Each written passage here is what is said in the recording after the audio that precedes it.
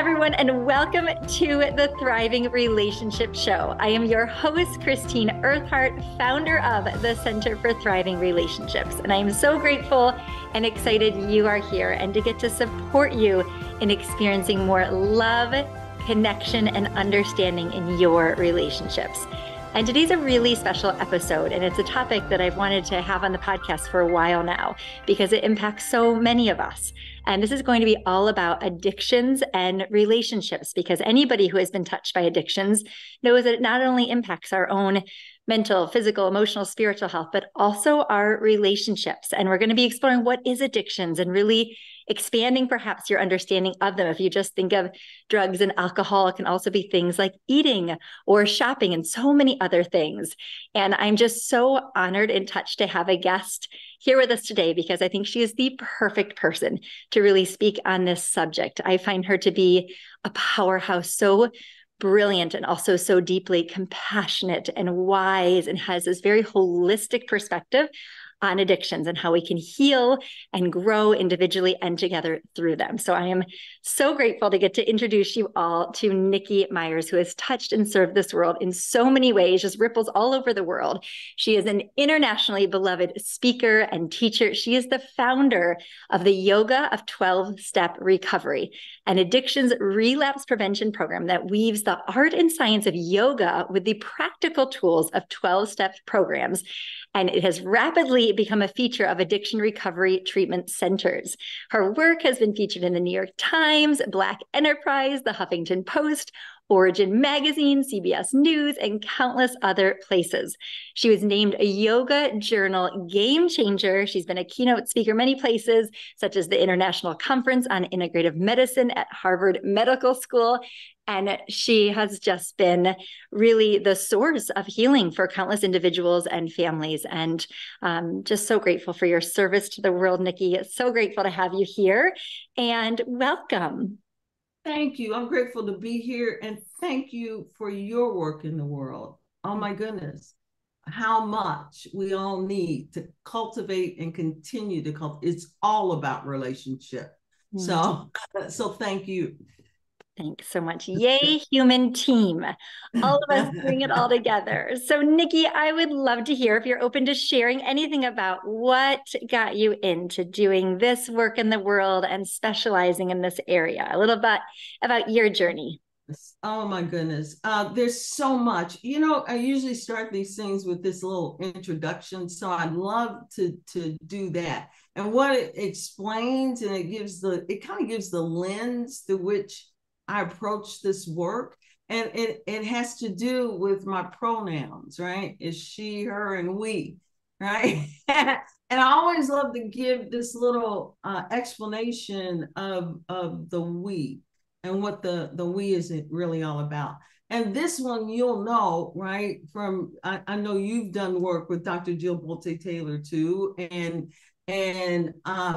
it's that idea. And it was so, when I started doing that work with Jill, I recognized that I'd really been doing that work years and years before I was ever, but it put a framework around it, right?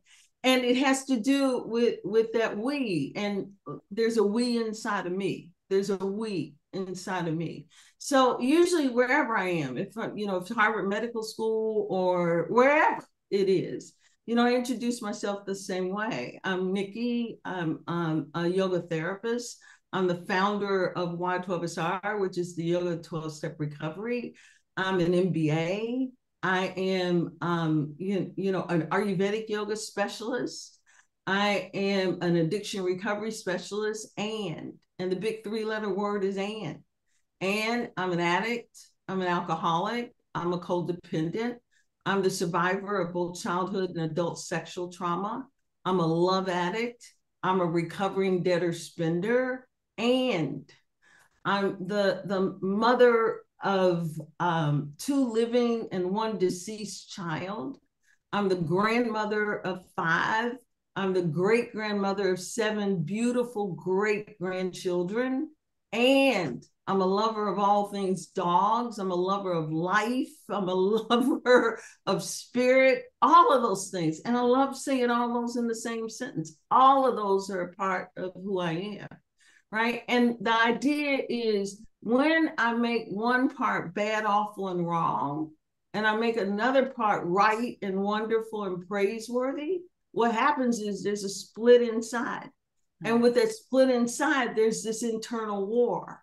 And when that internal war is going on inside, it reflects into everything that's outside, right? So the healing, the big part of the healing in this work, or a big part of the healing in this work, is how to reintegrate all those pieces, how to bring everything back home, right? There is no bad, awful, wrong, right? And really, you know, the right, wonderful, praiseworthy, all of that, everything belongs here. It's about inclusion.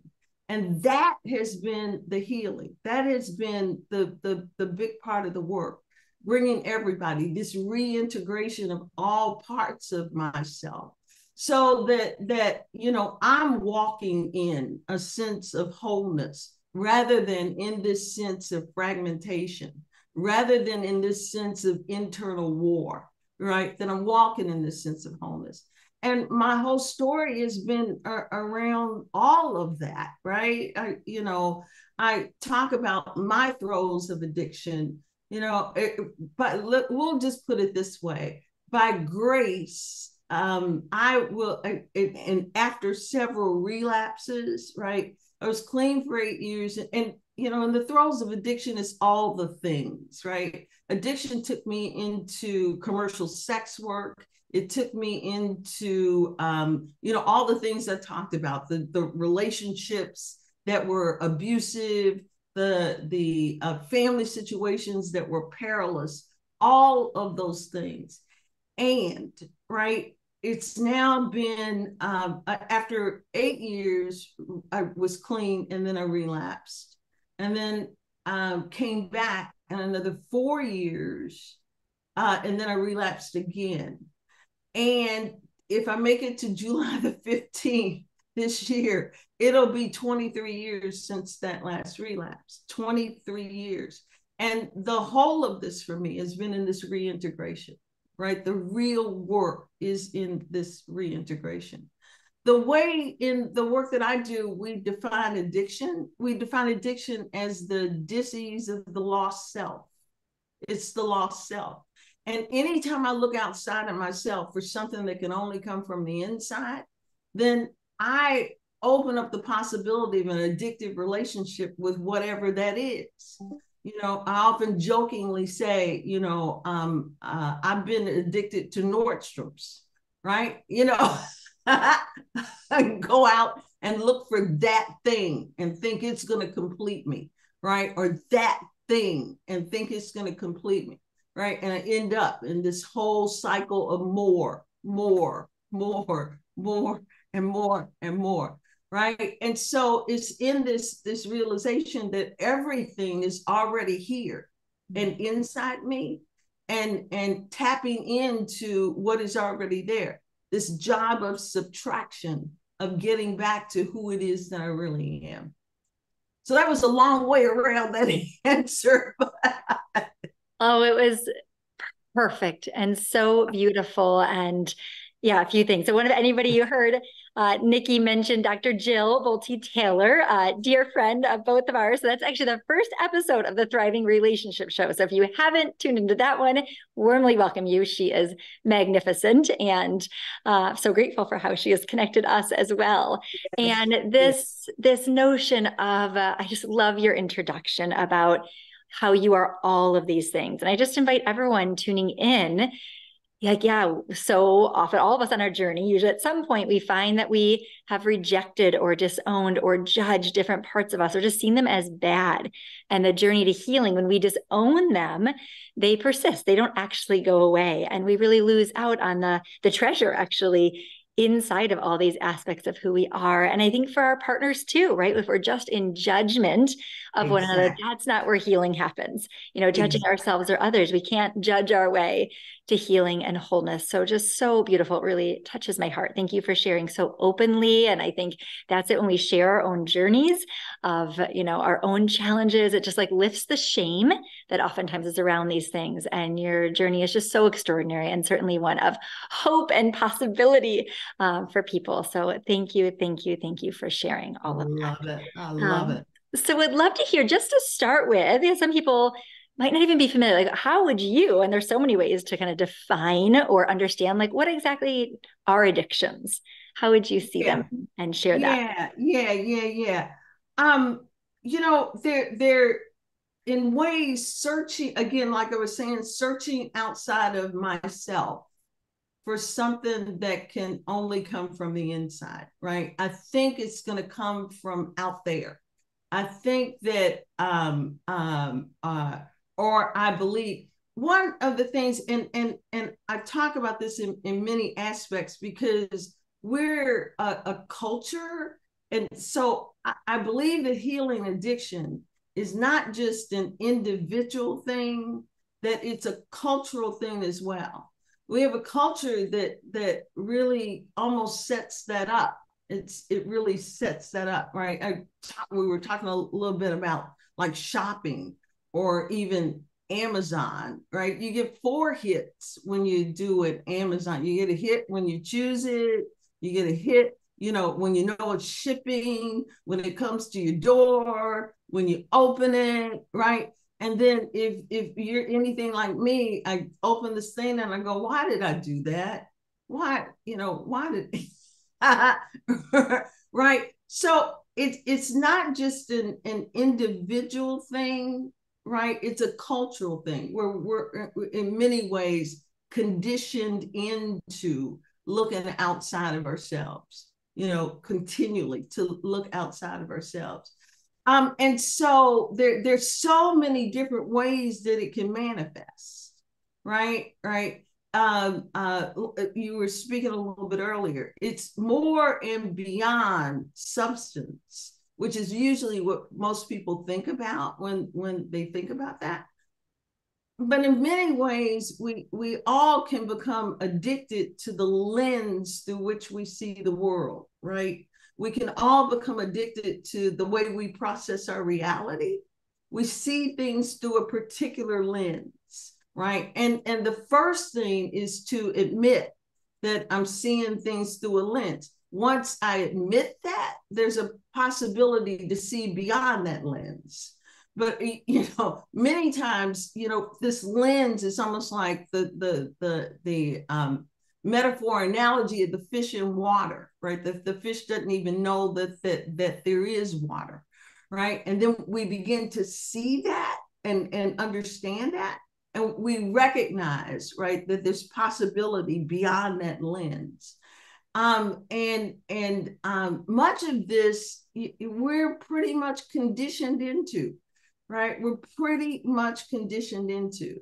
So one of my teachers says it really this way, that examining our conditioning is our ticket to freedom, right? This whole idea of examining this condition, and to tell the truth about what is, because you can't really heal what you don't acknowledge, right? We have to tell the truth about it first before there's a possibility of any healing around it. Yeah. I love that. And what an invitation for all of us.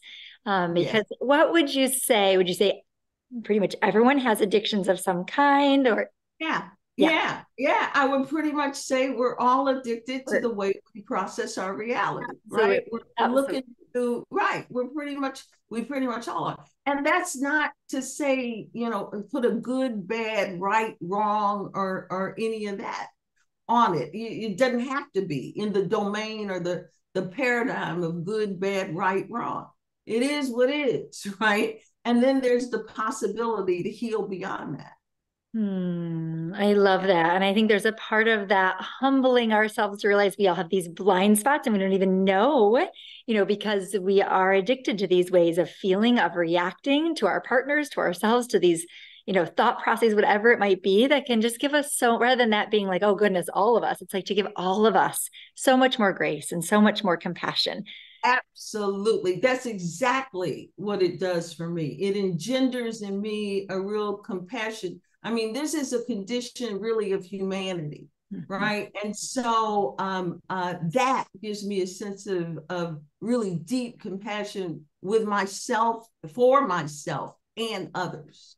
Yes, yes, yes. Because I think one of the things, innocently, but I'll hear in working with couples, it's just such a painful perception to have that someone will have the thought, which I'm sure you see a lot, is like, well, if they just loved me more, or they must not love me because they're staying Right. in whatever their addiction is. And well, you couldn't possibly care about our family and continue, Right. with this addiction. And I think it's sometimes helpful in those moments to realize that it might not be, as a parent, our own addictions maybe it's an addiction to stress or busyness or, working or whatever it might be. Exactly. But it's like, oh, it's not quite so simple. There are many layers of healing that we need to do. So Exactly. yeah, what Exactly. would you say to someone who is like, oh, if they just loved me more, they must not really love and care about me or our family if they're still pursuing, this addiction? What would be your words of loving wisdom? And again, that there are many, many layers of this thing. There are many, many layers of this conditioning, if you will, for all of us, right? And to be able to really understand that addiction has so many facets at a neurobiological level, at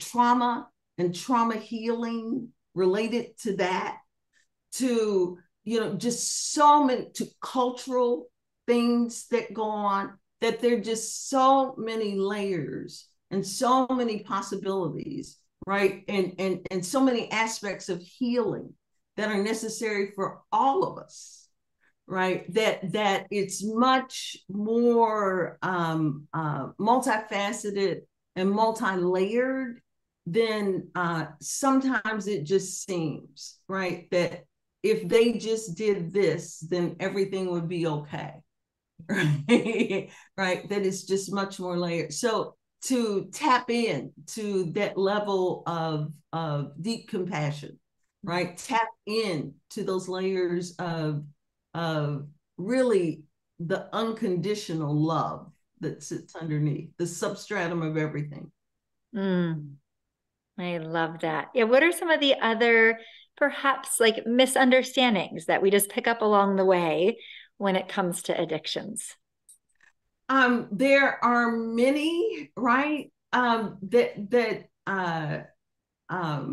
again, there's so many, not just social economic impacts and social economic things that go into the mix.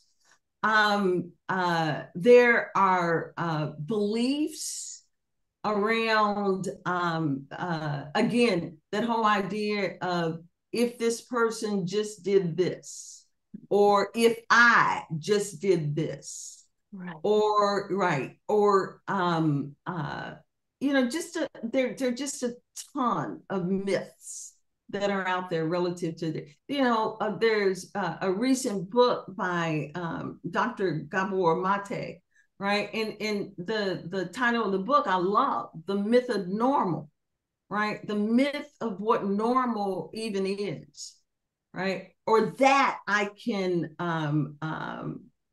that I can know or really understand someone else's lens or someone else's perspective, right? That their lens should be my lens, right? I love the work in the area of harm reduction, right? The principles of harm reduction for working with healing addiction, right? And bringing all that work and the principles of harm reduction in this healing. And, one of the principles of harm reduction has to do with judging, if you will, I'll use that word loosely, the choices that other people make, right? Because we don't have a real purview into their lens and into their trauma and into, you know, their life circumstances and the challenges, that those choices may have been made for reasons that we don't understand, right? And, you know, it even gets deeper, right? Things get passed intergenerationally. Things get passed via DNA. So there's so many levels, right? That have to be considered, need to be considered within this whole conversation, right? And I love bringing that to the fore because, again, it takes for me some of the stigma, some of the judgment, some of all those things out, so I can get to another layer, another level and depth of really being and healing. Thank you so much for sharing that. Yeah, I'm sure on a personal level, all the judgment people have about themselves or the misperceptions or thinking, well, I should be able to just whatever it might be, as if it's so simple, not realizing the That's complexity. And that causes such pain. And the same as for our partners, right? Having that kind of simple misinterpretation. So I'd love to hear more about how you see addictions impact relationships. So feel free to share anything personally that you are moved to share or other people in your life, but for even just giving it a name, I think it can be very validating. Like, yes, that's exactly what I see happening. So, because of course it spills over as all the things do in our lives to our relationships. Absolutely. What a great question. Yeah, they do. They spill over in so many ways. You know, personally, what I've seen, thinking about this and coming on the show, I've actually been married 4 times, right? And it kind of depends on how you count, right? And I married one person twice, so it kind of my first husband I married twice.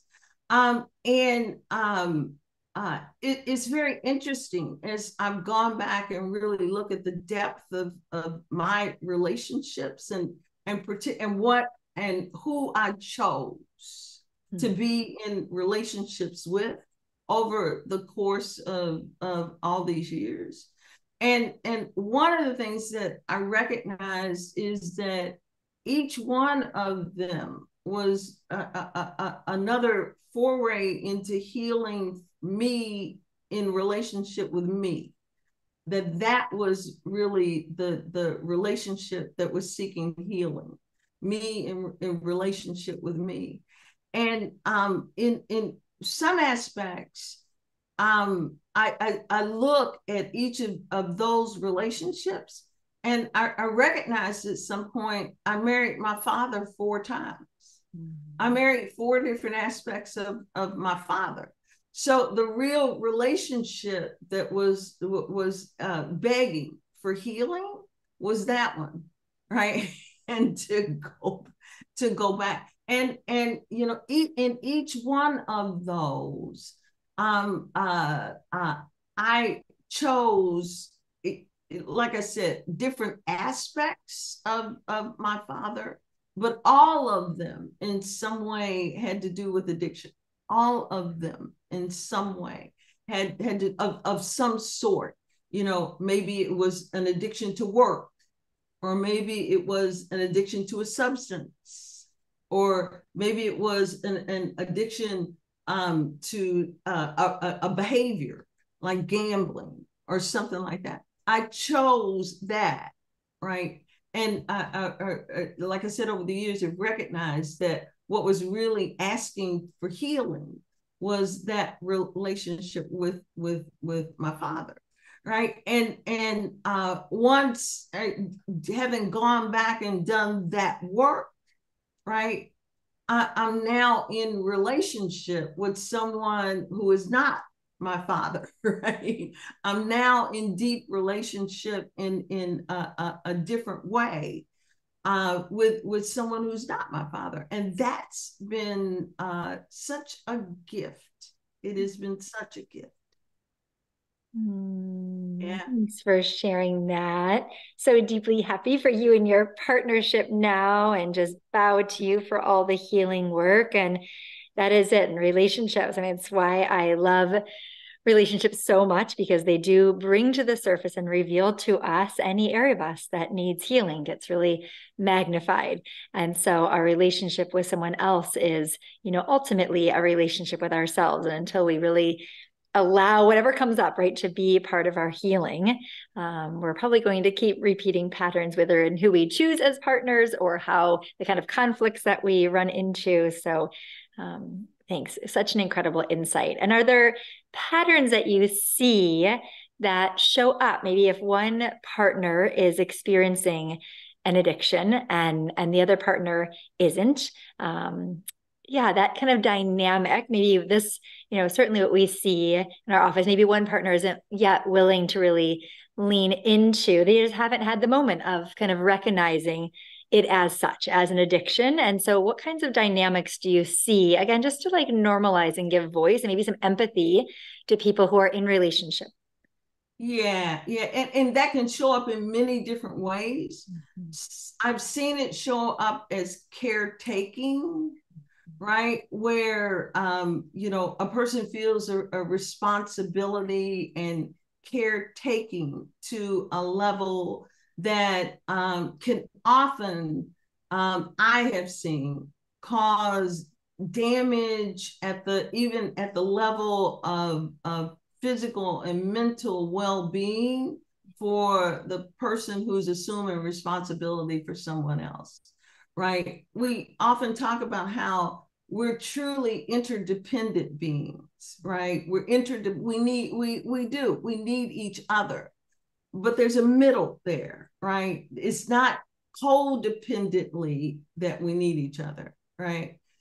Nor is it anti-dependent that I don't need anyone, right? There's a middle path there, which recognizes that we're interdependent beings without having to go to either extreme.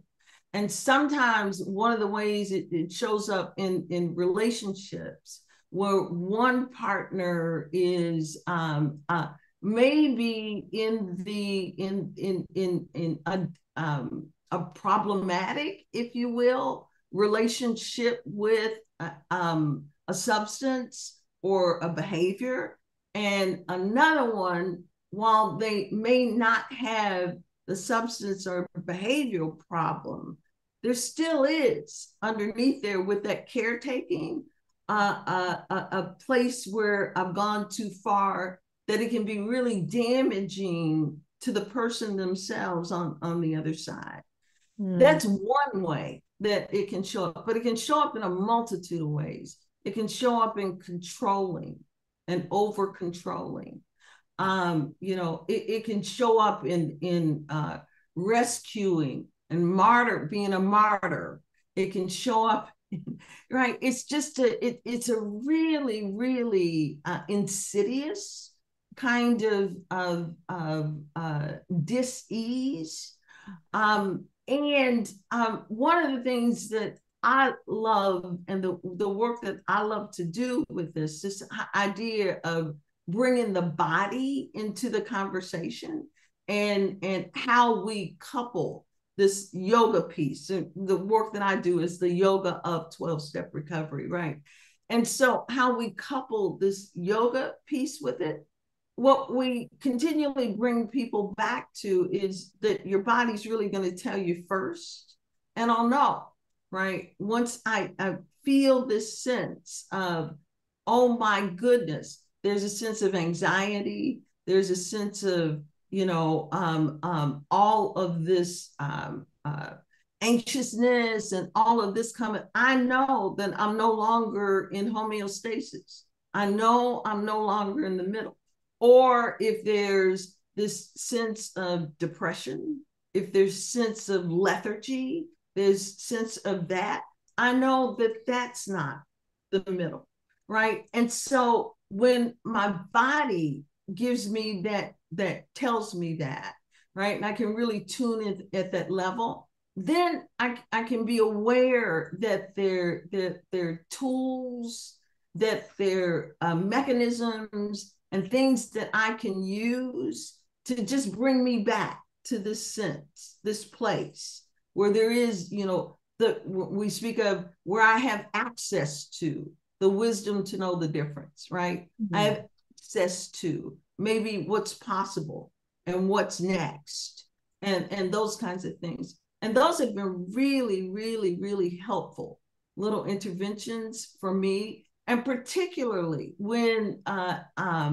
when someone is in the everyday domain of, because it particularly if you're watching someone else in the throes of addiction, that's hard, right? That's really, really, really hard. And so I need tools to keep coming back to the middle. I need tools in my life so that, in the midst of this challenge, I can continually make decisions from a place of equanimity, from a place of balance, right? From that place for myself and for others. I love that that's really the aim for someone who is experiencing the addiction, someone who is loving someone experiencing addiction, that we're both after the same thing, as how do we maintain equanimity, balance, homeostasis. I'm so excited to dive in more to how you kind of integrate yoga and this relationship to the body. I just love that. So this is really helpful. Some of the patterns of how it might show up in relationships. So controlling, of course, I might become very hyper vigilant and have kind of trying to what feels maybe out of their control, controlling, which of course is so difficult for both partners. If you're the one that feels like you're in the controlling pattern, and I've heard many people, they feel like they kind of lose touch with themselves and don't want to be in that role. And then of course the partner that feels control, it can be a power struggle and just much pain. And we just try these strategies understandably, but it can get us into a whole lot of pain. And then also on the other side is kind of the caregiving. And kind of overcompensating perhaps in some ways, and this distinction between interdependence instead of just being dependent. So do you mind, before we kind of dive into some of the yoga stuff, how would you draw that distinction? Any examples when someone's like, well, I don't know, I want to like nurture and help them. Like, how does someone know if they're just being this loving, caring, supportive partner? When does it go over? Because I know this is one of your areas of specialty, and there's a lot of misunderstandings, I think, around codependency. So yes, shed some light on things if you could. I agree. Yeah. I do this little course, right? And it asks the question, are you compassionate or are you codependent? Right? The wisdom to know the difference, right? And again, I love that, right? And again, there is this, and this is this whole, for me, the beauty of bringing the body-based, the somatic-based piece into it so that it's beyond cognitive, right? It's not just in our head, because I can rationalize and justify anything, right? I really can. I can rationalize it away, right? So the idea is to come to the body, right? And have the body know, right? To take the rationalization and justification out, right? So it's this combining of the cognitive and the somatic, right? This coupling, this marrying of the cognitive and the somatic. So I know that compassion uplifts. It feels there's an upliftment to it, right? Codependence often feels heavy. It feels dense, right? It feels that. So just, knowing that there's this felt sense that I can tap into. Oh, this is heavy. This is making me feel heavy, right? It feels burdensome. It feels, I'm feeling all this weight, right? Well, there's a big cue that maybe I've strayed from compassion and into the realm of codependence, right? And so it's things like that, right? There's a felt sense, right, that feels more, there's more of a sense of joy with compassion, right? There's more of a sense, even when I'm in this heart-to-heart depth relationship, with someone, right? I know that I'm held by this unconditional love that's always there, right? That is beyond me, right? When it's I'm in the realm of codependence, right? It's always about me and at some level and what I'm going to have to do next and what the next thing is. So there's a heaviness and a weightiness to that, right? So that's, one example, and just tuning into our beings and our bodies enough to recognize those sensations and felt sense. It gives us a ton of information, right? When that weightiness and heaviness and all of those kinds of things are what I'm feeling, I know that's not homeostasis. That's not balance. That's not that, right? So that's an invitation for me to reach out to others for support. It's an invitation for me to use my tools in order to come back to the middle, right? It's an invitation for me to come to that place, because it's only from that place. When I'm there, I'm present, right? When I'm in that weightiness or heaviness or any of those kinds of things, often I'm either in the past or in the future, right? I'm making up stories about what's going to happen, right? And my stories never usually, when I'm there, my stories don't end in she lives happily ever after, right? My stories end in, right? They go round and round and round and round, and I'm stuck in the story and the narrative, which prevents me from being very present for myself or for my beloved, for whoever is in front of me, right? When I'm in the past or future and I'm not present, I can't be there for myself and I have no access to the wisdom to know the difference, right? It's from that present moment that I get access to possibility, right? I love it. I can't change what is. But what I do have access to look at is what's next, right? I can work with what's next, right? I can't change what is, right? So being there, present, radically honest about what is in the present moment, then I get a choice about what's next, right? And so, yeah, it's those things. I love that, and how you blend the somatics with the cognitive. And I think it's just such a great insight for people. I so appreciate you sharing, is that it isn't like, oh, if you spend this many hours a week supporting your partner, it means you're codependent. That it's like so unique to each one of us. And so somebody That's else right. might even be doing the identical things on the outside, but on the inside, it could be a joy for someone. That's for right. someone else, they could feel a heaviness and drained and perhaps even have resentment and start losing themselves in it. So it's just an invitation for everyone to tune into you. This is so simple and profound. Is like, how does it feel in your body? Do you feel that That's right. levity, that overflow to share, to support someone, or is it feeling heavy? And then this just like, if we're out of balance, oh, that's just like an invitation that we want to do something that fills us up, rebalances us, so we can come as the supporter Right. or the one being supported. And this is really applies to all areas of relationship, is just doing that dance. So it applies to all areas of life, right? There's this phrase in 12 step we talk about all the time. We keep coming back. We keep coming back. And the idea of that is to keep coming back to this middle, keep coming back to the present moment, keep coming back to, where I have access to for choice, right? Because when I'm either in the past or the future, there's no choice, right? I don't have choice in that moment.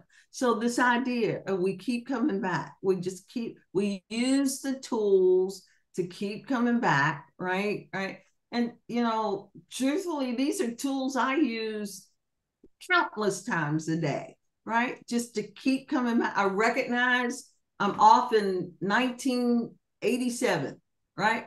Keep coming back, right? I recognize I'm off in 2035. You keep coming back, right? Because life happens in the present moment. Life doesn't happen in the past or in the future, right? Life happens now. So I want to be here now so it truly can be present. Life really is a living meditation in that way. So Yes. beautifully put.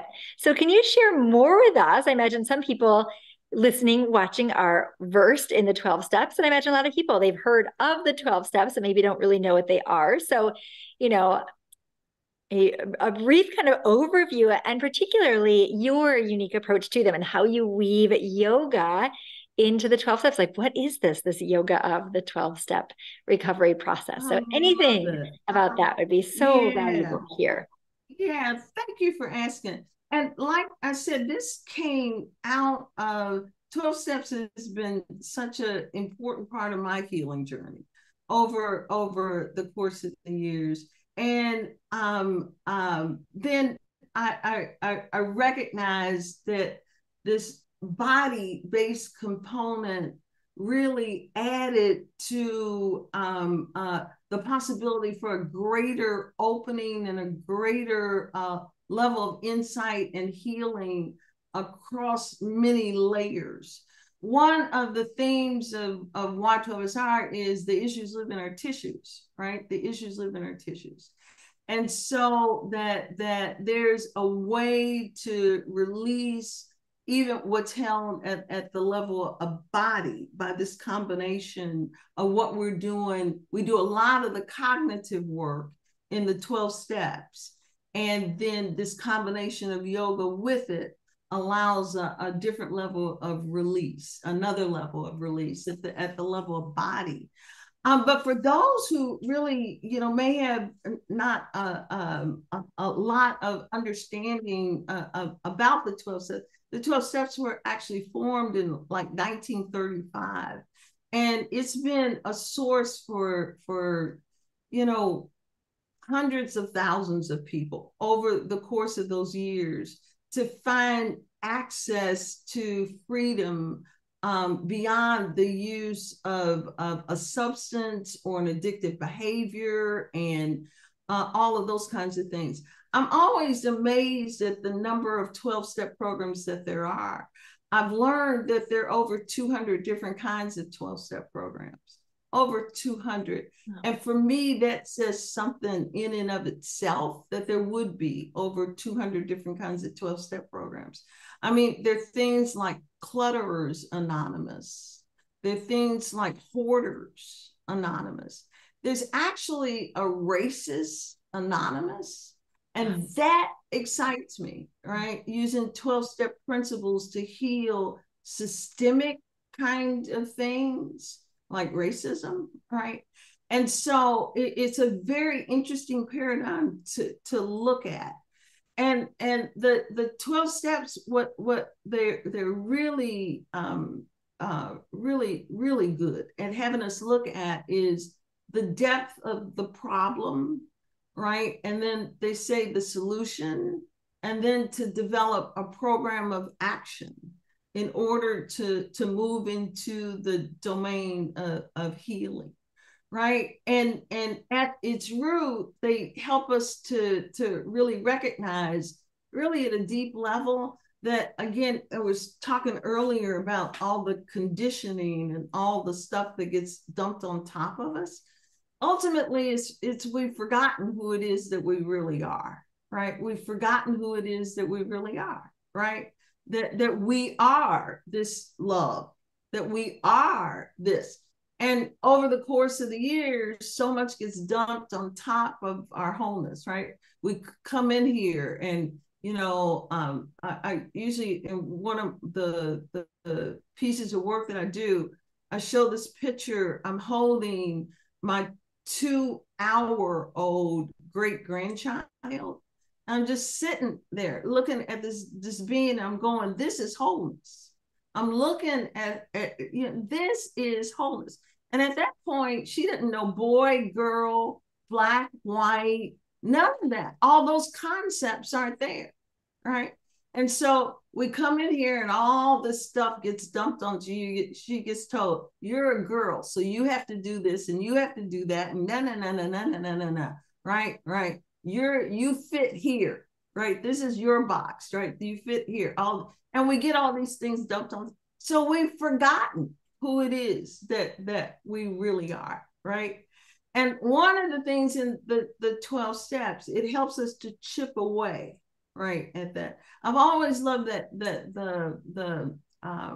what I've heard about Michelangelo and the David, right? That Michelangelo saw the block of stone and saw David in the stone and said, my job is chipping away all that is not David, right? And it's us. It's the same with us. It's this chipping away at all this programming, all this conditioning that's been dumped on top of us. And then we get to see who it is that we really are. And the 12 steps help us to sort through. It was one mechanism in order to help us to sort through all of those things, right? And I love that work. And from that, once I'm able to recognize, and start to do this work of this chipping away, which is really lifelong work, right? This chipping away at all of these things, right? Then I get, access into that light. Then I have much more of an access. And the idea of removing the obstacles so that unconditional love, it's an obstacle that blocks spirit from moving through, right? And so to remove these obstacles so that spirit and light and love and all that is the substratum of everything that is can really move through us, right? It's just it's beautiful work. It's just a beautiful process for that, right? And then, like I said, with this coupling of the body-based work, in conjunction with that, removing the things that get stuck in our tissues, right? And how that happens, how they get stuck in our tissues, right? It just allows for another level of that work. Again, I love that idea that it's through this chipping away that we come back to who it is who we really are, because it's already there, right? Wholeness is already there. We're just removing all the obstacles to it. Yeah. That's such a beautiful way to see it. Like nobody is broken. It isn't even the searching. No one's broken, No right? one's broken. We're already whole. Right. Or Exactly. flawed or any of those things, right? We've just forgotten who it is that we are. Yeah. Yes, yes, yes. And are there any of the steps that have been especially meaningful for you on your journey that have been like, oh, during that step, I just had this kind of miracle breakthrough? Or so many at so many levels. One of my favorite ones, though, one that is, well, there are several that are part of a part of my daily practice, but I love step 10, right? And step 10, it says, that we kind of do this. Number one, it says, whenever an energy like anger or resentment or jealousy or envy arise, to maybe pause, right? To take a moment and just pause, right? Do a little self check-in, right? When something like that arises, not from a self beat or any of that perspective, but there's information there for you to pause, right? And just pause and do. And I love that kind of reflection in my daily life. Of course, those energies arise. That's part of the whole human deal, right? And when that happens, I can pause and do a little inventory. And if it's necessary to make any kind of correction, a self-correction or an amends, a correction with someone else in that moment, right? There's a moment within that pause that makes that kind of thing available. And it's just a beautiful piece of my daily day to day, moment to moment existence that I love to fall back on and love to remember. Yeah, Thank yeah, you for yeah. sharing. This is how like the 12 steps are just helpful for any human alive to They're plan. I feel like pretty there's brilliant. like 200 or so different forms of the 12 steps. So yes, that says so much. And this practice of shifting from like having an emotion, what can I go do outside of myself?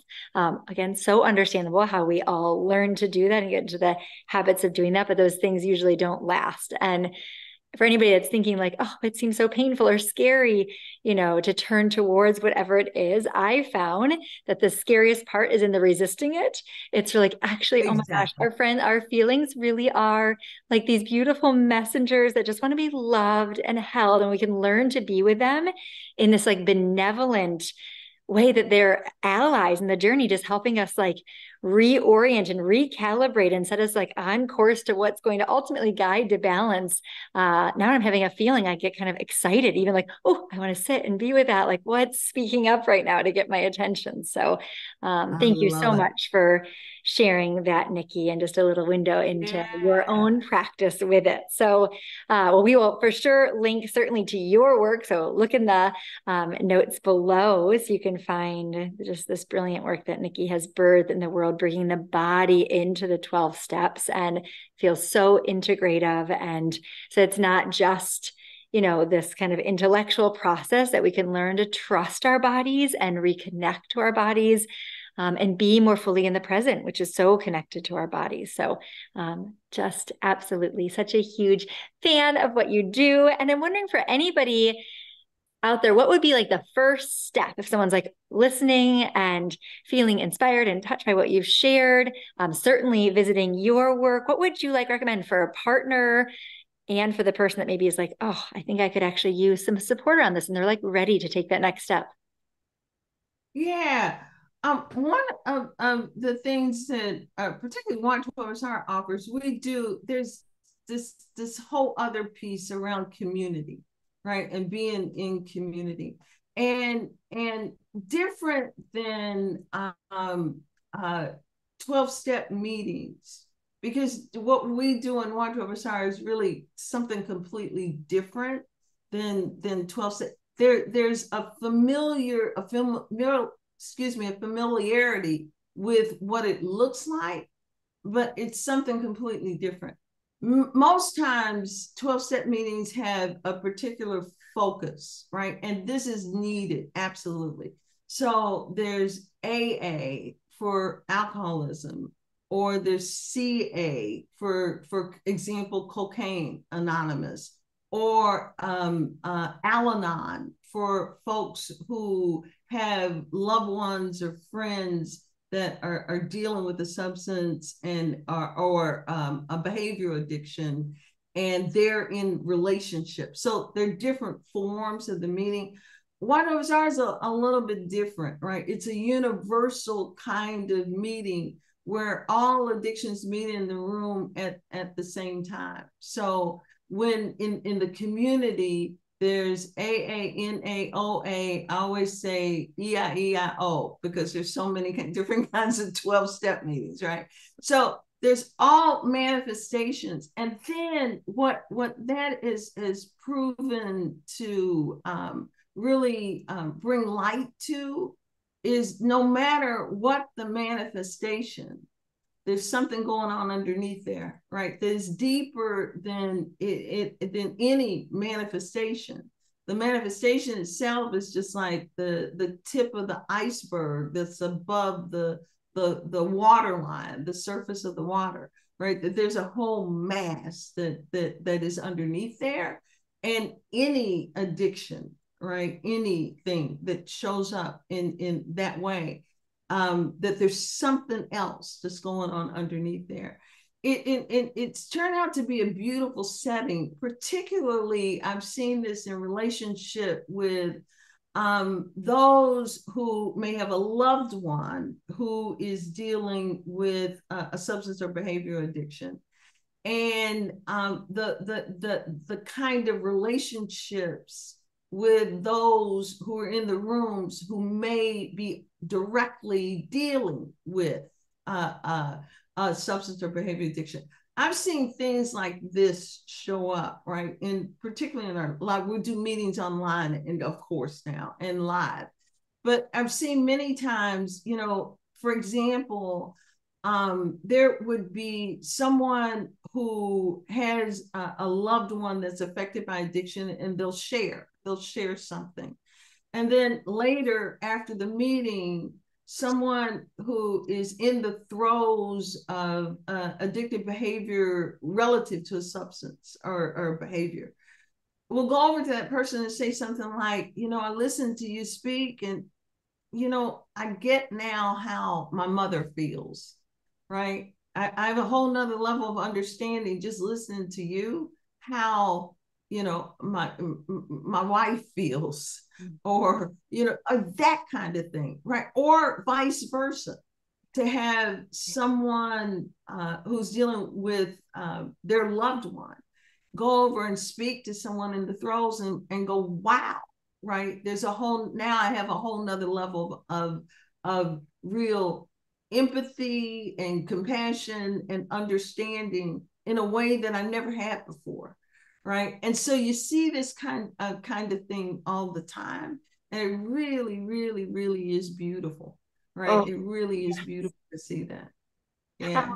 powerful to come together into community. So it sounds like that's one of your big loving recommendations, is to find a community, and a community that allows us to see ourselves more clearly in some way. Exactly. It's one of the, Exactly. yeah, yeah, amazing. Yeah. We can be those mirrors, like in this container that's held with so much safety and love and acceptance and compassion, and that we're all here to learn and grow. So amazing that you have virtual meetings. This means anybody anywhere in the world who is listening right now can join in for some of the magic that Nikki has created. So we will for sure. Where do you want to say it out loud? Where can they learn more about your offerings? Yeah.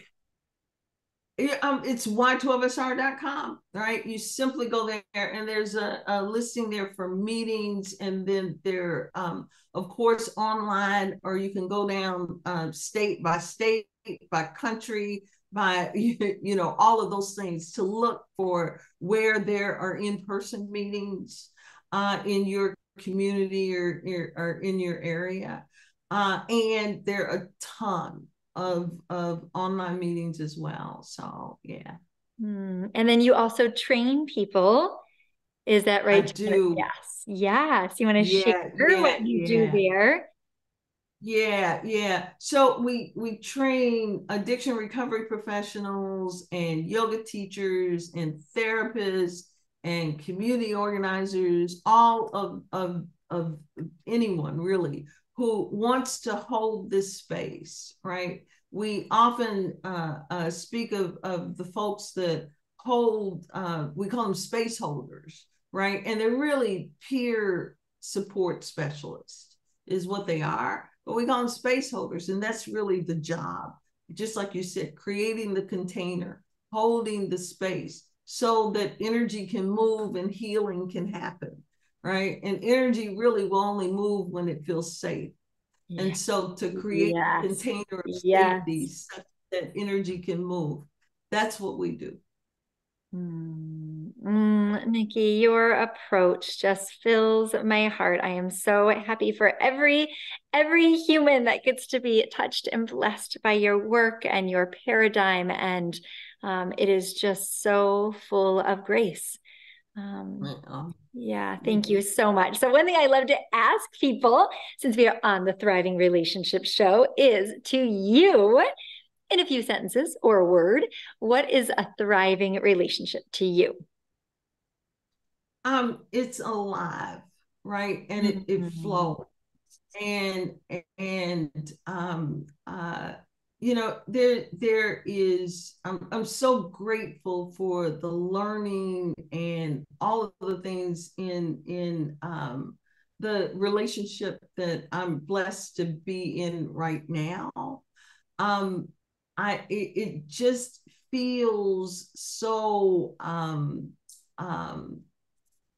it feels like a resilient, expandable container where capacity, just grows, right? The capacity to hold each other, the capacity to hold opposites, right? Things aren't always sunshine and lollipops, right? But when things aren't sunshine and lollipops, right, to still hold that in this container of the unconditional love that's sitting underneath it, and recognizing that to continue to cultivate that love, and to continue to cultivate and to recognize that our decisions and all of that are coming from that unconditional place.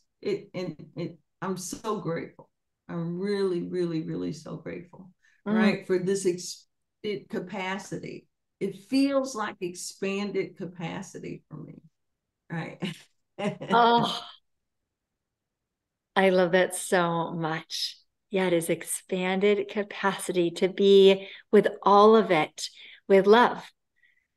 Yes. Wow. Wow. Big cheers to that.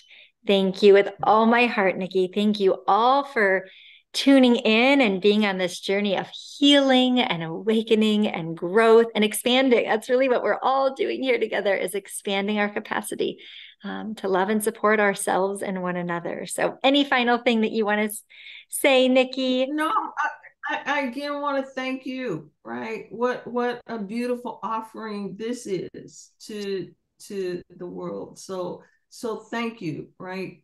Relationship is everything, right? It's me in relationship with nature, with life, with others. Relationship is everything. So to take this time and offering to really be in this inquiry in this way about expanding our relationships in this way, it's a beautiful, beautiful offering. So thank you. Oh, you're kind to say that. Thank you so much. Such an honor and joy. I'm so grateful. We're all on the journey together. So Yes. blessings to you in your relationship, Nikki, and on all of your work that you're doing. And again, we'll link below, so be sure to follow along, and all are welcome who are touched by addiction, it sounds like, in any way. That's right. All are welcome. We say this is for anyone and everyone dealing with their own addictive behavior or affected by the addictive behavior of others. And ultimately, that leaves no one out, right? In some way, one out. Yes. In some way, we all are, right? If you even think about the economic cost, or you think about the social cost, all of us are affected by this thing. So there's healing in this way for all of us. What a wide open welcome. There's your perfect next step for anybody that is feeling a little nudge in your heart to tap into the healing that's possible and available. Thanks for just lighting that path to help people find their own way home. So thank you, Nikki. Thank you all so, so much. And we will see you next time on the Thriving Relationship Show. Want more support for your relationship, or want to become trained as a certified relationship coach to help other couples? We warmly welcome you to head on over to centerthrive.com. Thank you so much, and I can't wait to see you next time on the Thriving Relationship Show.